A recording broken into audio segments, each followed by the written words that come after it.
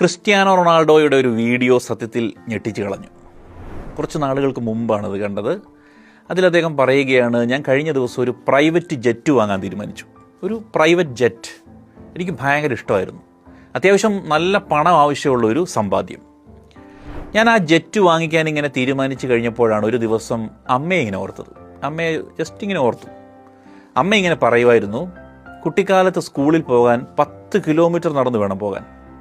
അധികം യാത്രാ സൗകര്യങ്ങളില്ല, ബസ്സില്ല, കാറില്ല. മഴക്കാലത്തൊക്കെ 10 കിലോമീറ്റർ നടന്ന് സ്കൂളിൽ പഠിക്കാൻ പോയ കാര്യം അമ്മ അന്ന് പറഞ്ഞതൊക്കെ ഇങ്ങനെ ഓർത്തു. ആ ഒറ്റ ഓർമ്മയിൽ ഞാൻ എൻ്റെ തീരുമാനം മാറ്റി.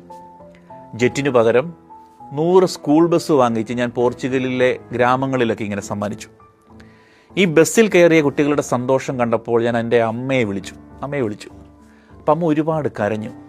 നീ ഇപ്പോഴും ഇതൊക്കെ ഓർക്കുന്നുണ്ടല്ലോ എന്ന് എന്നോട് പറഞ്ഞു.